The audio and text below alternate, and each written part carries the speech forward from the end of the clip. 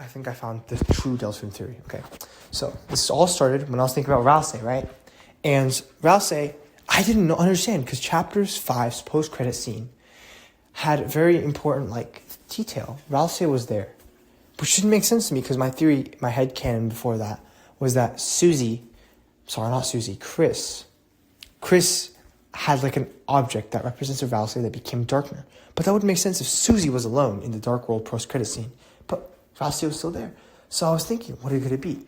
Could it be, Lightner? No. Darkner? No. Living object wouldn't make sense. There would be two Rouseys if Chris and Susie both had some separate item somehow. And plus, if Rousey was a Darkner, why would she be able to go to worlds like Cyberworld, which was created by the Night, right? And then I came up with the theory. The TADC conjuring theory. Really the will theory, the determination theory, the dream theory, really. It's kind of based on the idea of how I think Deltarune and TADC are kind of related in some plot forms.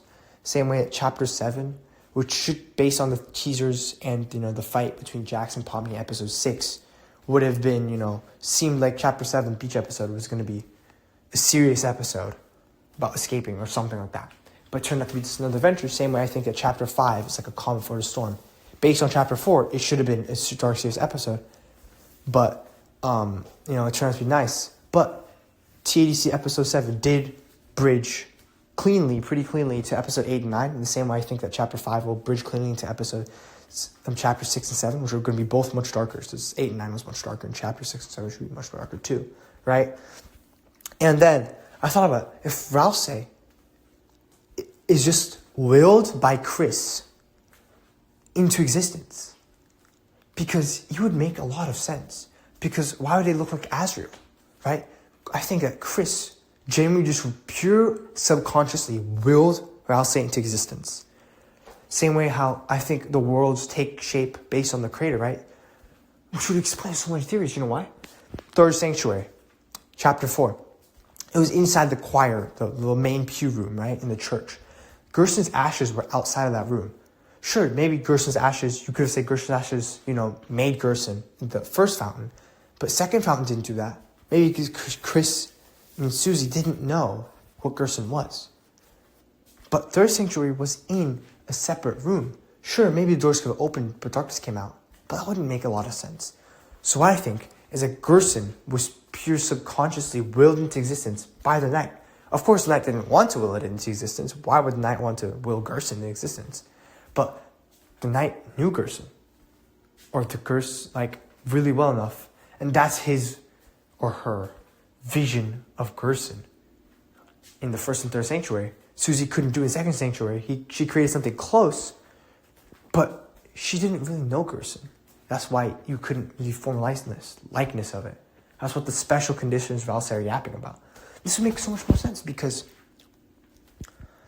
we know the Night is like a Lightner or something that isn't Darkner, because why would they be appearing in different worlds without turning to stone? Same way, Friend, and the caster stuff, like Eggman, right? That's not a Darkner. Same way, I believe that, the Night, for instance, can negate fake stats. Flowery willed his fake stats into existence.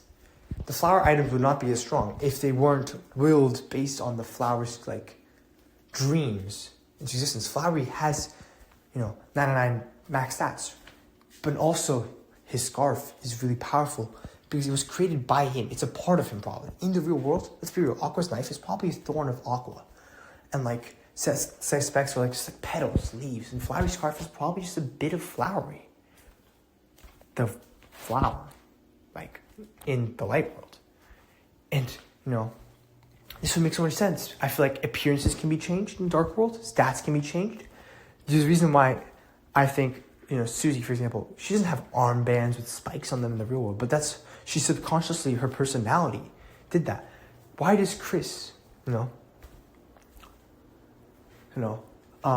blue? Chris doesn't look blue in real world, right? But also, I think everyone knows except Susie. I think Rousey knows.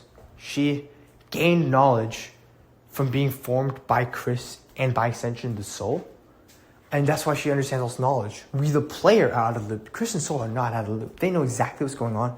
But Rouse is too scared to use willpower because she believes that she is A, kind of inferior, B, she's worried about the prophecy, and if she does anything to make it worse, which is why she's the weakest character, right?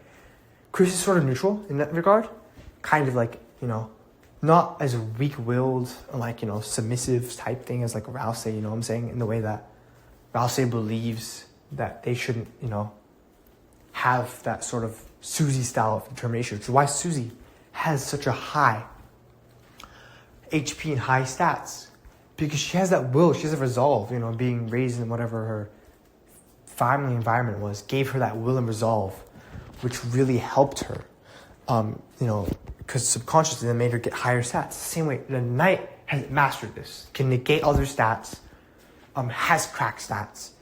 The knight understands. I don't know what the knight is, same way I don't know what friend is, I don't know what the Eggman is, and I don't know why the egg, and the black shard main. I think the black shard is actually the black shard is part of like a obsidian glass knife or something, like a genuine weapon that tears through darkness like that, or something like that can be like manipulated to look like a sword or like do that certain type of damage based on will. But in real life, it's actually like obsidian glass shard knife, which is why the black shard is the same name in the dark world, light world, the same way egg, which I don't know how the egg theory goes into this, how eggs appear in the dark world is like a sign of the night, is a sign of friend, But the egg is the same in the real world dark world, which means the egg is actually an egg and the black shard is actually a black shard in both dimensions, right?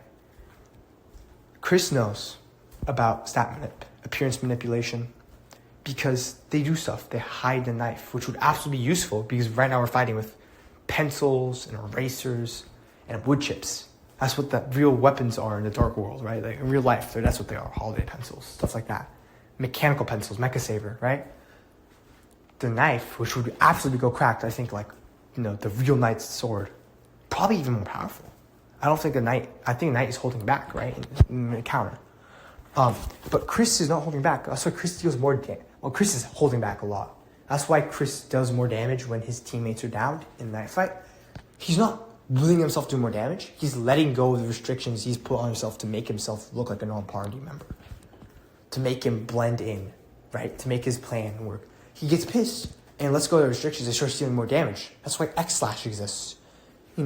Chris, I heard a good quote from Survey Program, the Deltarune podcast, where they were like, for a game which features a lot of lack of agency, Chris has a surprising amount of it. Because Chris wills himself to get agency. Chris, he's sick and tired of divorce. He's sick and tired of Sans, dating his mom. He's sick and tired of Destiny's disappearance. He's done with it, right? And he that's why he's always the one acting. He wills himself to gain those freedoms, to act in ways he hasn't done before, to express himself. That's why he changes shape. He wants to become someone different, either like trans metaphor or not trans, non-binary metaphor or otherwise, right? Chris wants to be someone different, and that's how he wills himself subconsciously to be able to do stuff like Axe. That's why Susie starts off with something like Rude Buster in the earlier chapters, out of because she's like the edgy type of thing. But over time she develops stuff like Scythemare and Okay Heal, Better Heal as she develops his character overall. That's why I think some stats for example, some stats go down from chapter 3 to chapter 4, like the gut stat goes down for one of the characters. It's not because, mistake or something. It's because the character's hopes and dream determinations get stifled in the later chapter. Right? That's why Guts for Elsa, I think, goes down by 1 or something, from 1 to 0. Or Susie or something like that, from chapter 3 to chapter 4. Their stats directly are coming from their will and resolve. That's why Susie always has high stats out of her pure will and resolve, the ability to negate choices and stuff like that. Ross has the weakest resolve because of, his fear of, doing something wrong. Prophecy. For the sake of the prophecy, making it go wrong. Which, I think is what Chris feels about his life in some way, like being stuck. Which I genuinely believe is why, stuff like, I believe Rousey could develop a fire shooting ability after what we saw in chapter 5. I don't think I don't know what the knight is. I feel like the knight is probably Lightner, but their appearance is probably manipulated the same way that, Rouse looks like Azrael. Chris can change shape. And Susie has armbands and like her clothes are completely different in the real world, you know what I'm saying? And I think the knight can change your appearance too. And that's what the knight has dressed himself as. Maybe masking trauma from the Death's disappearance. I think in some way, knight is supposed to resemble Death, but is Not Death. And I feel like this would prove it because this would make so much sense, you know what I'm saying? Like the knight would, you know, has something related to Death, which we could pretty much tell something happened with Death, right? And that's why he or she kind of modeled themselves as like some sort of like Death type, you know, Death-ish thing. And, you know, I feel like this theory just makes so much sense. Like Conjuring TADC, like everything they have, most things in Dark World are just based on pure willpower and pure like thoughts. Knight has mastered this, but like we know the others haven't. And, you know, I genuinely believe that way that like the flower items are only powerful, because of game making sense lore, right? Leveling and whatever, which doesn't really matter because meta-wise, that's just pure will. Developing, you know, getting more comfortable. Levels are just the gang getting more comfortable, getting more powerful, you know, feeling more, you know, giddy, more arrogant, more bold. That's why violence causes that, you know, oh, I did it. I'd kill the card or something, you know. But the flower items are powerful because of the people behind it who have dreams and wills, right? That's why Justice Acts and stuff, you know, it's imbued somewhat by the creator or the person maintaining the stuff. That's why flower items are so powerful. That's why specifically Flowery Scarf is so powerful. I think if Chris or the Knight really wanted to, that's why Black Shard is really powerful.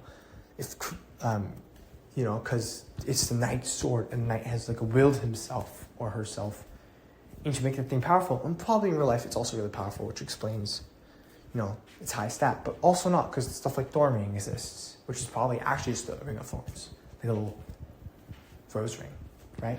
But I think it's pure willpower, and that's why Noelle feels so strong. It's kind of Chris Noelle willing that power into existence. But I genuinely believe if Chris really wanted to, he could rip his shirt, a part of his shirt, in the light world, and will himself into believing that this item is really powerful armor, and in the dark world, that shard, like that little shred, that little piece of fabric from Chris's shirt would end up becoming, you know, a really, really powerful armor. That's my thoughts, right? Because I genuinely believe that the willing theory is real. I think in chapter 6-7, they're going to gain this more power. Like, because Susie's the one, especially Susie, I feel like, because Susie's the one right now out of the loop. Completely out of the loop. Flowery knows, you know, he manipulates stats. The Knight knows. They negate stats stuff. Chris and the Soul definitely know. They're up on it. With the player, we don't know. And Susie doesn't know, except she knows a prophecy, which is something that we do not know. That one prophecy panel. She doesn't know. She's trying to learn her magic. And Raoul say, you know, it's a scary prophecy. This is why I believe that the willing theory is real. And this would fix so many plot holes, so many things that other theories don't have. You know, this would be such a good theory. Okay. Peace.